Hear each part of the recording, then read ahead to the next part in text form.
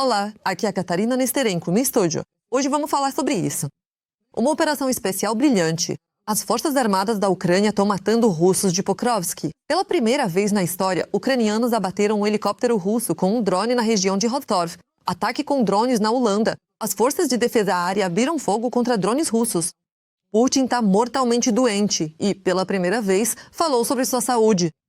Moscou sem luz, um ataque de drones poderoso contra a principal usina hidrelétrica da Rússia. O ataque forte contra a Rússia, ataque aos aeródromos na Crimeia. Dezenas de aviões inimigos não vão mais decolar.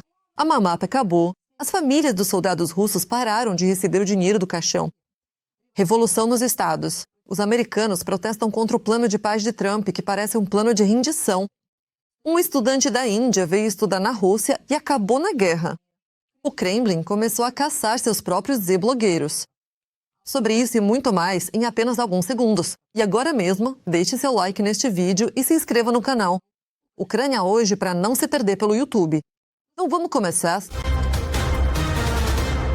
Na linha de frente está um inferno. Como o próprio presidente Zelensky destaca, mais de 150 mil russos estão agora atacando a direção de Pokrovsk. Essa é a direção mais difícil. Nossos continuam resistindo e o tempo está nos ajudando nisso. Quem contou isso foi o comandante da equipe de drones da Brigada Aérea Rubesh, Andrei Otinash. Sim, o tempo nos afeta de uma forma bem peculiar, eu diria, porque por causa da neblina não conseguimos ver os movimentos do inimigo, os deslocamentos do inimigo. Isso complica bastante para as forças de defesa da Ucrânia, porque o inimigo pode realizar ataques usando veículos. Mas, por outro lado, para nós também é um lado positivo. As chuvas não permitem que os veículos do inimigo se movam com a qualidade que eles gostariam. E já houve várias vezes em que, durante ataques, o inimigo ficou preso no pântano, na lama, e literalmente afundou. Teve até caso em que, em apenas 10 minutos de ações ofensivas, o inimigo afundou cerca de 5 veículos junto com a tropa embarcada. Como destacou o demônio de Bakhmut, Pokrovsk não está perdido, embora a mídia já esteja dizendo o contrário. Não mantemos o controle de Pokrovsk. As tropas aerotransportadas relataram que as Forças Armadas da Ucrânia limparam o centro de Pokrovsk e o inimigo não consegue se firmar lá. A direção sudoeste de Konstantinovka também está pegando fogo. Os russos continuam tentando atacar, mas sem sucesso. A 93ª Brigada Mecanizada Kolodny Yar mostrou um dos assaltos que terminou a favor das Forças Armadas da Ucrânia. Além disso, o inimigo iniciou uma ação ofensiva entre as direções de Volchansk e Kupiansk. No entanto, drones ucranianos estão destruindo os grupos de assalto russos. Aqui está um desses grupos, que tentou entrar na vila de Boguslavka, na região de Kharkiv.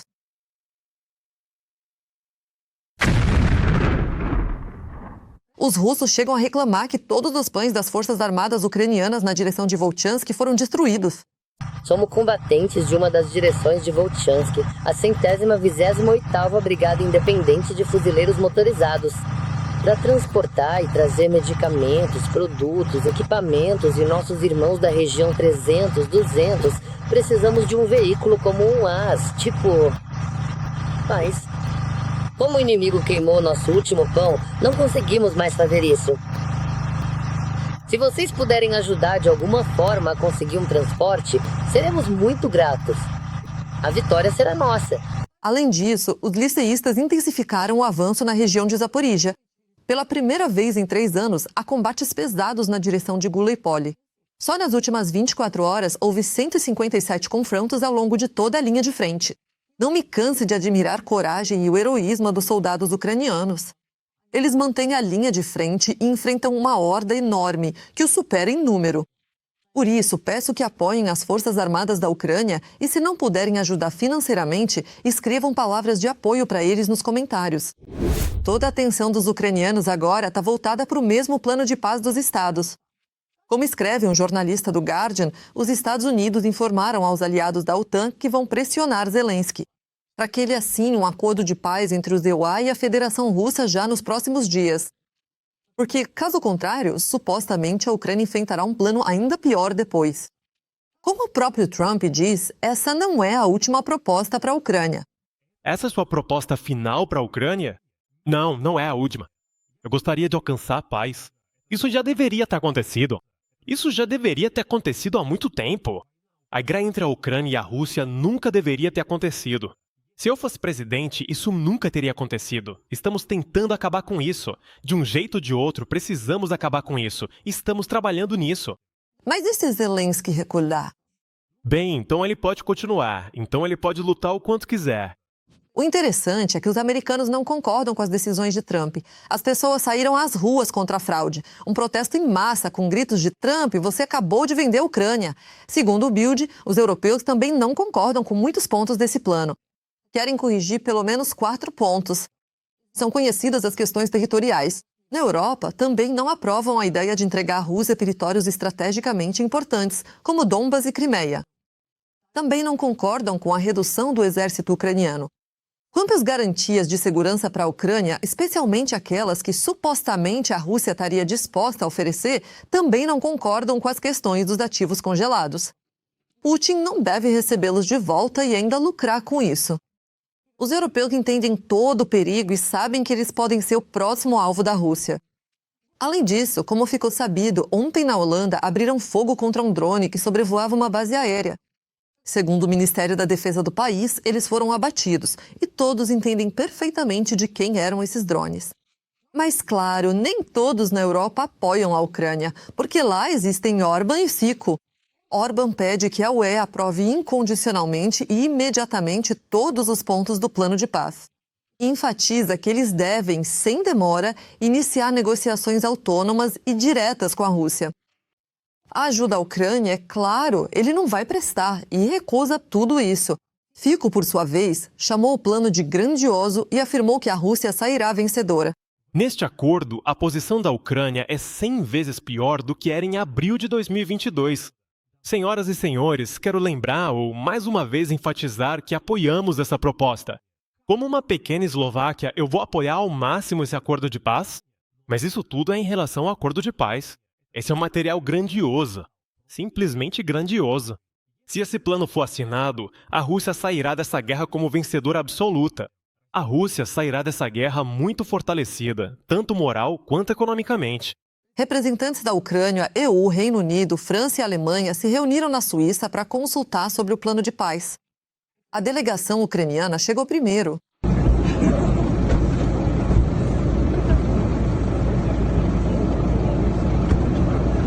E como disse Zelensky, nossos representantes sabem como defender os interesses ucranianos. Agora está se discutindo determinados pontos de um ou outro documento.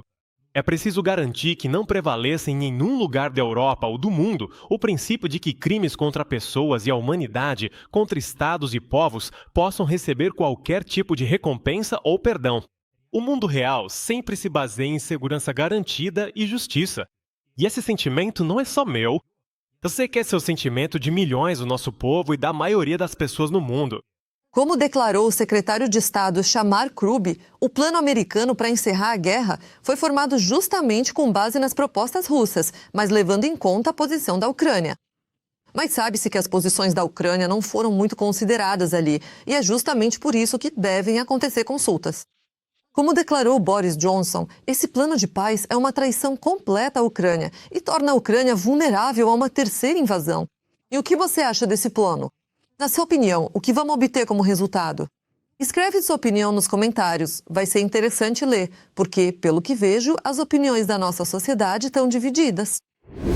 Lendo os comentários dos episódios anteriores, vejo que muitos nos assistem do Cazaquistão, Moldávia, Europa e até dos Estados Unidos. Nós, ucranianos, somos muito gratos pelo apoio de vocês e temos orgulho de ter espectadores tão sensatos. Escreva também neste episódio de qual país você está nos assistindo e se aí apoiam a nossa causa.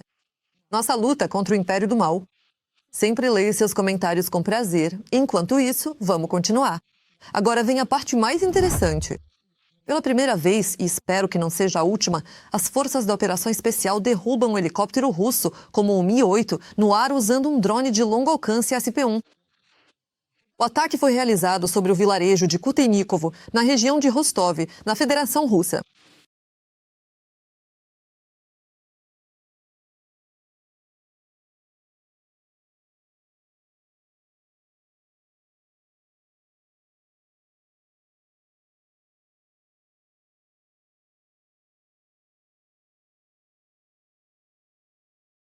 A distância da linha de frente é de cerca de 190 quilômetros. Como observam as forças de operações especiais, a missão exigiu alta preparação técnica e planejamento criativo. E, como podemos ver, eles deram conta do recado. A noite também foi bem sucedida para nossos defensores, que atingiram o setor de energia na Crimeia. Lá, os impactos na base de petróleo são visíveis a olho nu. A guerra nas estrelas não foi bem sucedida para os russos. Azimuth 200 voam da cada. Legendas feitas por Dima Torzat.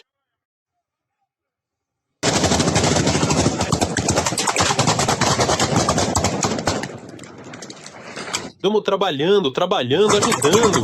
Por favor, pare, cessa fogo. Pare, por favor, cessa fogo imediatamente. Estamos aqui para ajudar. Por favor, pare, cessa fogo.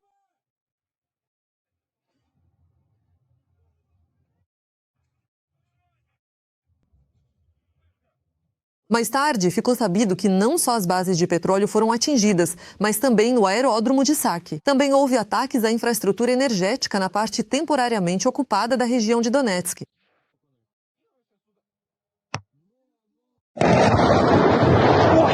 Também havia fogo nos arredores de Moscou. Transformadores estavam pegando fogo. Na usina Shaturskaya Gres, região de Moscou, quando o Ministério de Emergências chegou, 3 transformadores de 65 metros quadrados estavam em chamas.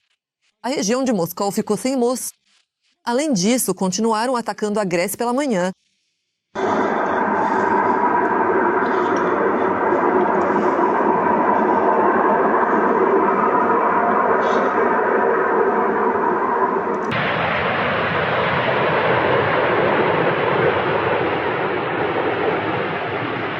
Como podemos ver, a defesa antiaérea na Rússia ainda não está ajudando muito.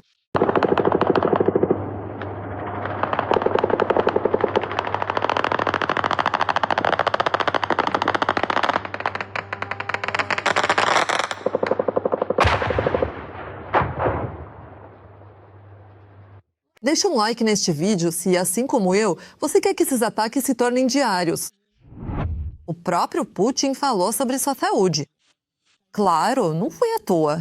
Afinal, sua aparência doente e muitos sinais externos dão motivos para seus inimigos esperarem pelo fim próximo do ditador. E aqui estão os detalhes na nossa matéria.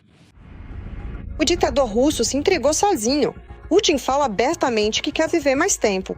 E até 150 anos já não é o suficiente para ele. Nós até estabelecemos metas específicas para aumentar a expectativa média de vida. E estamos fazendo tudo certo.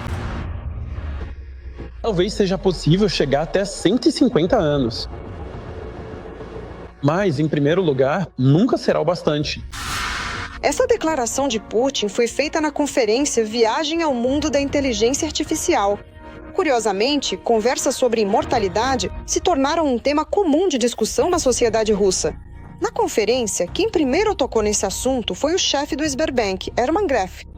Sem dúvida, puxar o saco do ditador. Como você vê as previsões publicadas pelo Sr. Kurzweil, um desses futurólogos tecnológicos muito conhecidos, que diz que todos que viverem pelos próximos 6 ou 7 anos terão a chance não só de viver até os 100 anos ou mais, mas de alcançar a imortalidade. A última previsão dele é que isso vai acontecer em breve.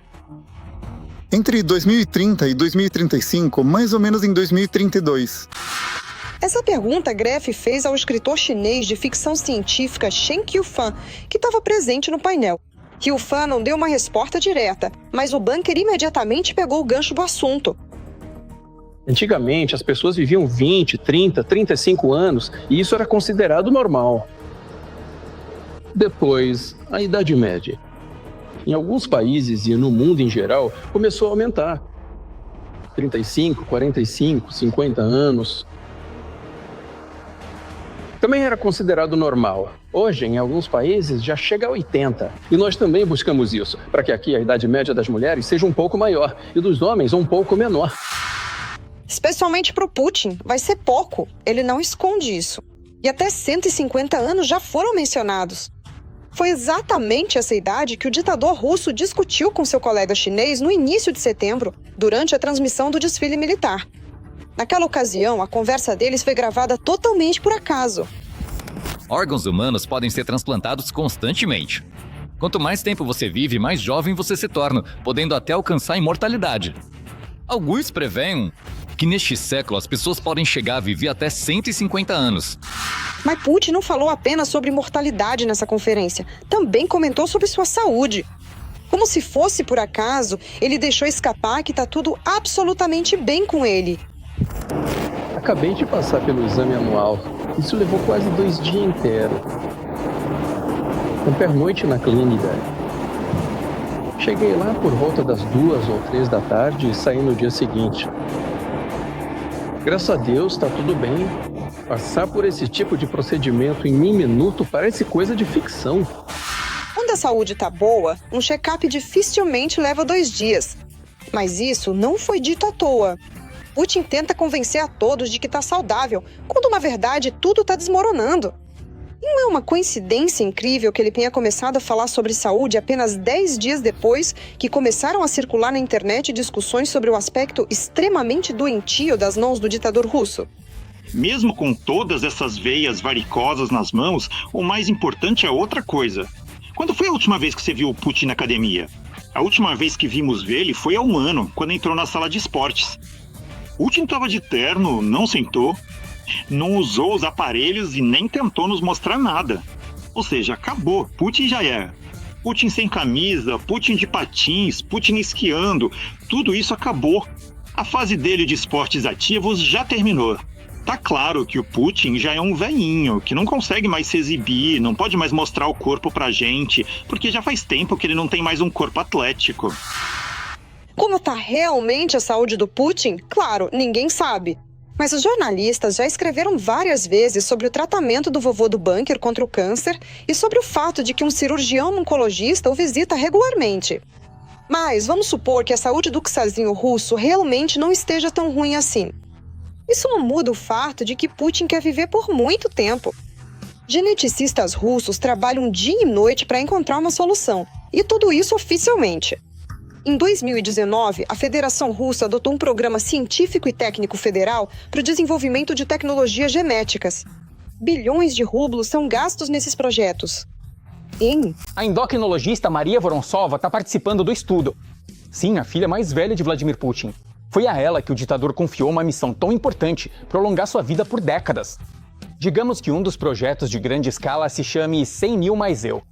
O projeto é financiado pela Rosneft, que é chefiada por outro camarada de Putin, Igor Sechin. Nos anos 90, aqueles que carregavam as malas de Vladimir Vladimirovich. Como parte do projeto, os cientistas irão decifrar os genomas de 100 mil russos.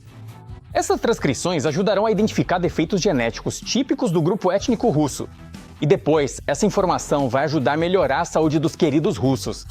Tudo isso é apresentado sob o pretexto de preocupação com os russos. Na verdade, Putin só pensa em si mesmo. E além disso, o ditador russo tem medo. Tem medo da morte e de todos ao seu redor, porque são justamente os mais próximos que podem matá-lo. E essa paranoia pode pregar uma peça cruel no ditador, algo que o mundo e, em primeiro lugar, os ucranianos vão saber valorizar. Eu não confio em ninguém. E eu tô convencido de que, à noite, ele tranca alguma porta blindada com uns 25 trincos e não deixa ninguém entrar. E é nisso que há esperança. Ou seja, a esperança de que aconteça com ele o que aconteceu com Stalin. Ou seja, falando de forma grosseira, ele pode ter algum ataque cardíaco. E poderia ser salvo se chamassem um médico a tempo. Mas ele tem medo, digamos assim, pode não conseguir alcançar o botão que abre a porta por dentro e de fora ninguém vai conseguir entrar, porque a porta está trancada de propósito para não poder ser arrombada. Não vai ter mais nenhum Grabovoi.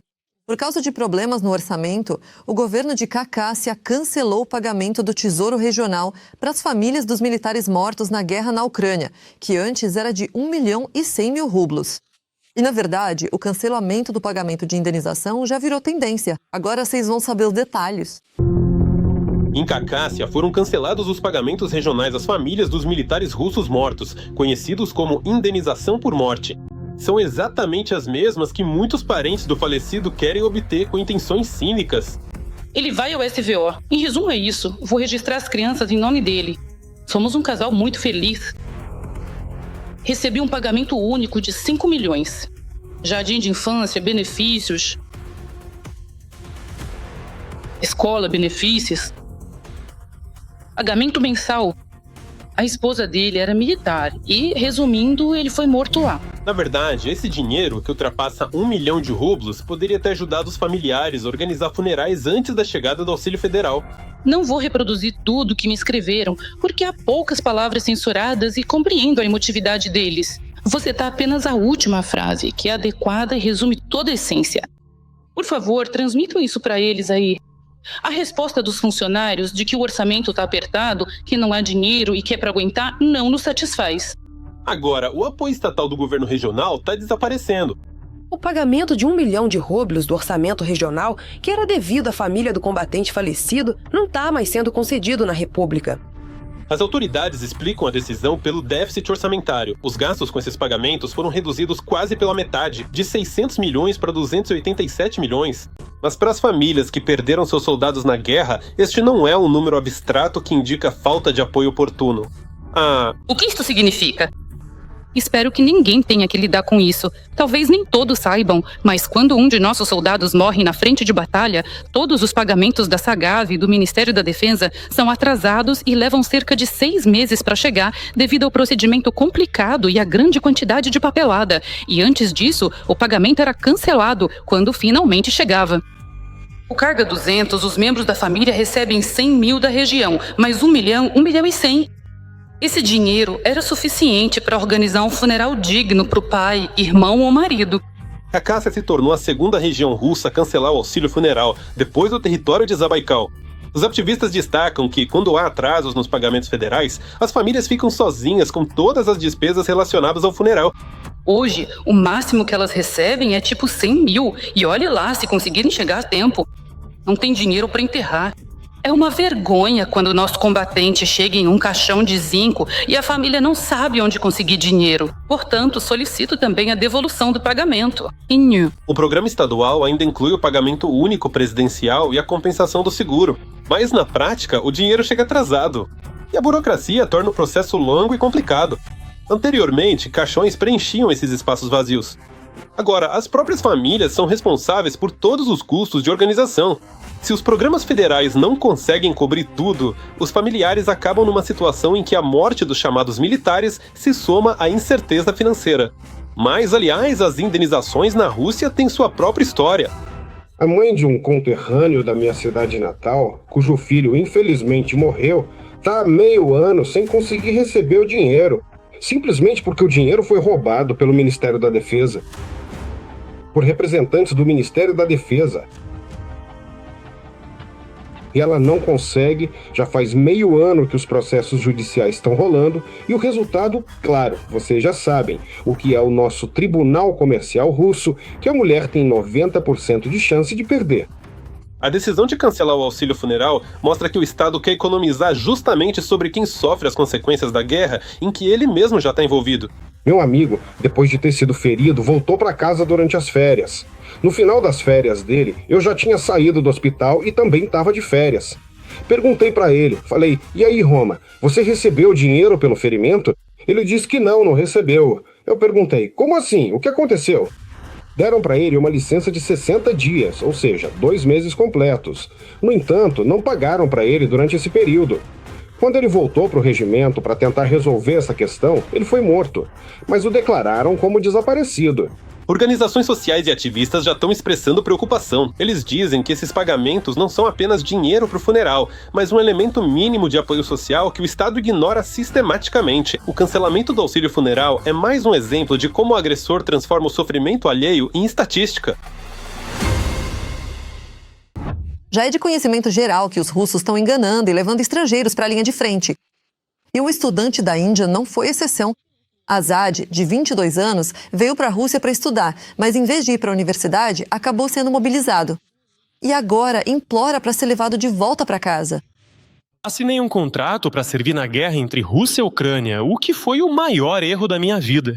Por causa disso, agora tô na Ucrânia, como um criminoso de guerra. E agora tô em uma situação completamente sem esperança. Não sei o que vai acontecer a seguir, mas há uma mensagem que quero passar aos cidadãos da Índia. A todo estudante que vem para a Rússia para estudar ou trabalhar, tenham cuidado porque aqui há muitos golpistas. Muitos mesmo. Segundo ele, o contrato foi assinado sob ameaça de 7 anos de prisão e foi enviado para a linha de frente sem nenhum preparo, junto com outros estrangeiros. Agora estão pedindo para as autoridades indianas salvá-lo. O Kremlin começou uma caçada contra seus próprios blogueiros de estimação. Um absurdo. Como isso é possível? Mas é assim mesmo, porque nem os próprios já conseguem ficar calados sobre a situação lamentável do exército de Putin. E isso é totalmente inaceitável para o Kremlin. Bata nos seus para que os de fora tenham ido. Essa regra foi muito bem assimilada pelos propagandistas russos.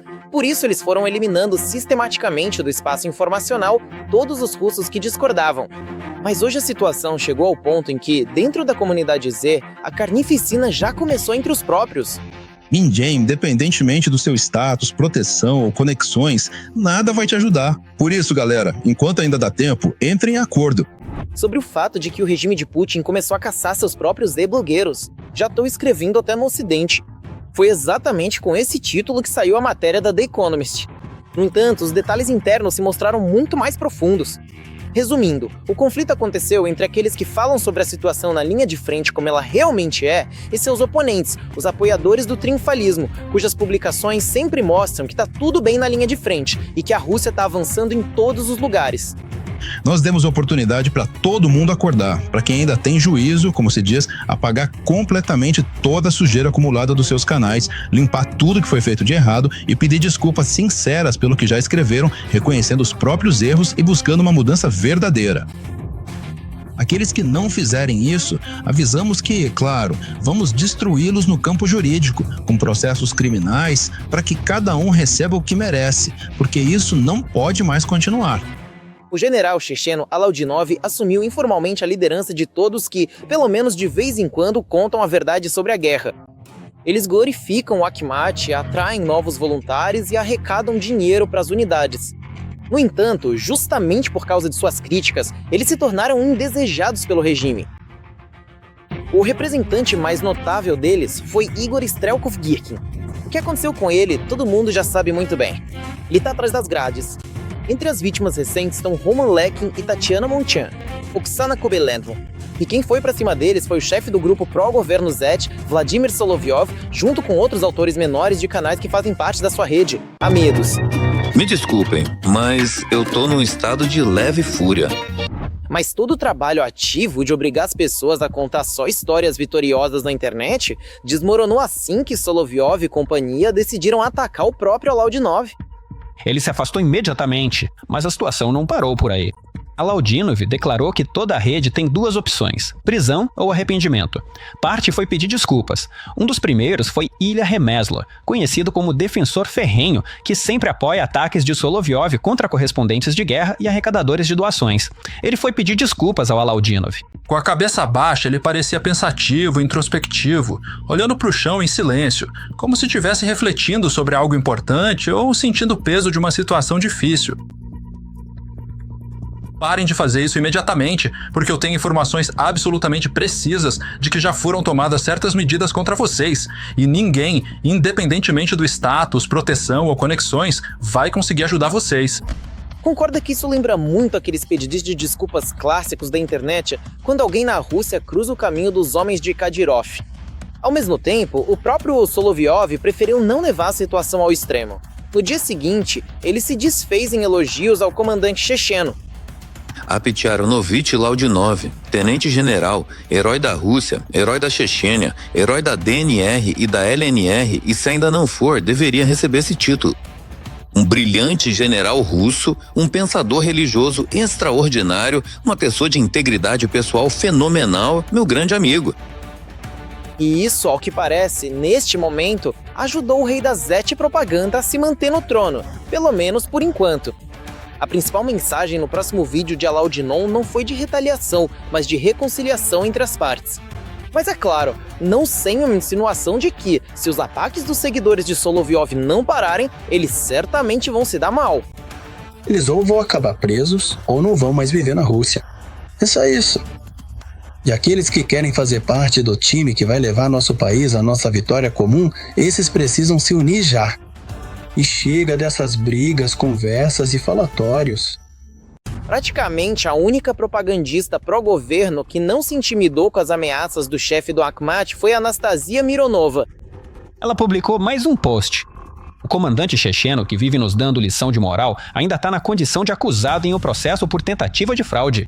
O caso está descrito online. O caso do ex-promotor Fediarov está sendo alterado por uma oferta de 1 milhão para resolver a questão com as forças de segurança. O caso não está encerrado. Os dias de liberdade de Nastya provavelmente estão contados, já que ela perdeu o apoio de Solovyov. E todos sabem muito bem como a equipe de Kadyrov sabe resolver problemas. Ao mesmo tempo, os analistas chamam atenção para outra particularidade. Aquelas leis absurdas que por muito tempo foram apoiadas pela comunidade Zet, agora começam a funcionar contra eles mesmos. Ou seja, o regime deixou claro que conseguirá controlar todos, sem exceção. Gubelev foi multado. Bom, a punição, claro, não é tão severa quanto para os opositores da guerra, que raramente escapam só com multas. Mas para a comunidade Zet isso foi uma história importante e, em muitos aspectos, um precedente. As leis que antes eram usadas para perseguir ativistas anti-guerra, políticos e jornalistas agora se voltaram contra os próprios Zetniks, inclusive os mais comuns.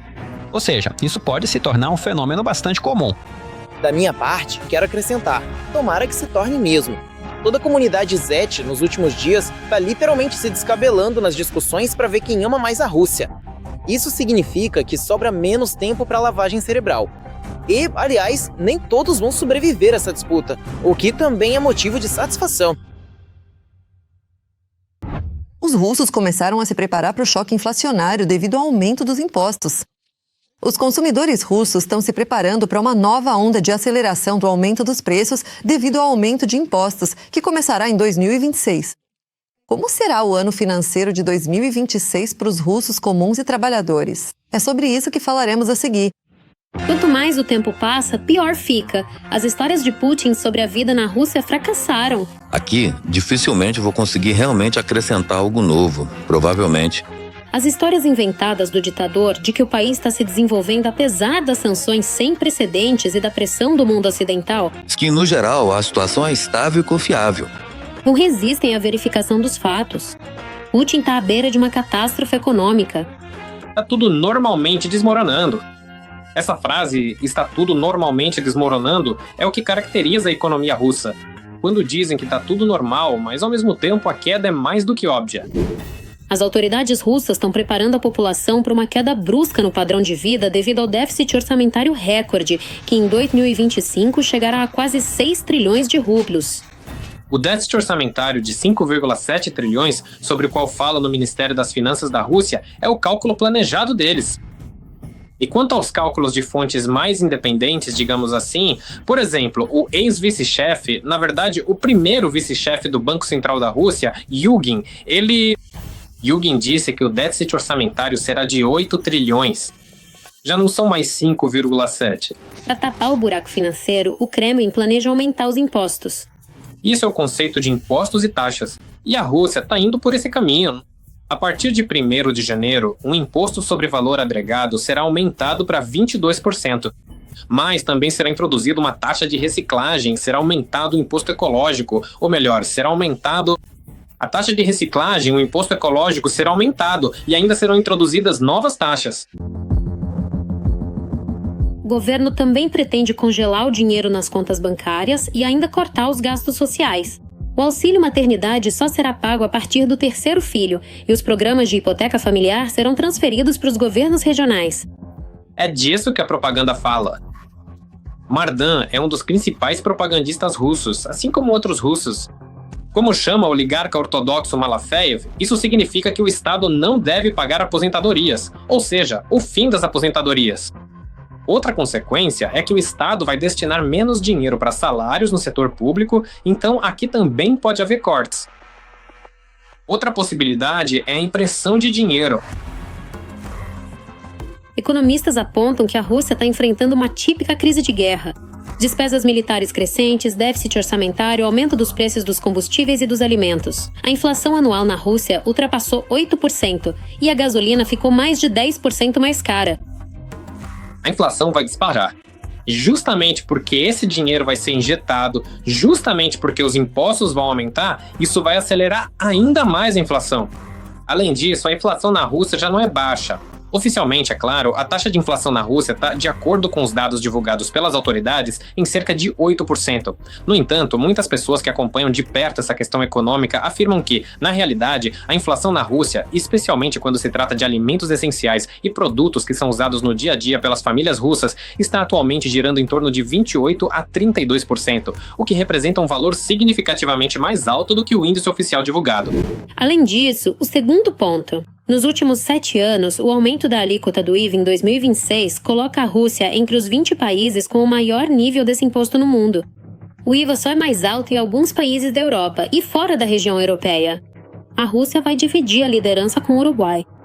E na Rússia, sim, estão dispostos a aumentar esse IVA. Isso vai afetar, sem dúvida, fortemente toda a economia, toda a cadeia produtiva. E quando falamos de cadeia, é quando o produto é vendido várias vezes e a cada vez será preciso pagar 2% a mais. Ou seja, pode parecer pouca coisa, mas isso vai impactar de forma muito, muito negativa. Em termos de população, consequentemente, quando a Rússia se destaca entre os países líderes. Por esse imposto, isso significa que na Rússia não é vantajoso criar valor agregado, o que basicamente significa que é vantajoso não fazer nada. Em palavras simples, o ditador do Kremlin, ao iniciar a guerra contra a Ucrânia, está destruindo com as próprias mãos o seu próprio império, que mais cedo ou mais tarde certamente vai cair. E um pouco de positividade para terminar. Na internet, está sendo muito comentado um novo reality show Mansão das Mifes. Lá, mães com mais de 40 anos procuram um namorado entre os filhos umas das outras. O público pode esperar 12 episódios. Se você já assistiu pelo menos um, escreva nos comentários o que achou. Gostou ou achou a ideia mais ou menos? Por hoje é só. Deixe seu like neste vídeo e não se esqueça de se inscrever no nosso canal Ucrânia Hoje para não perder os próximos episódios. Até a próxima!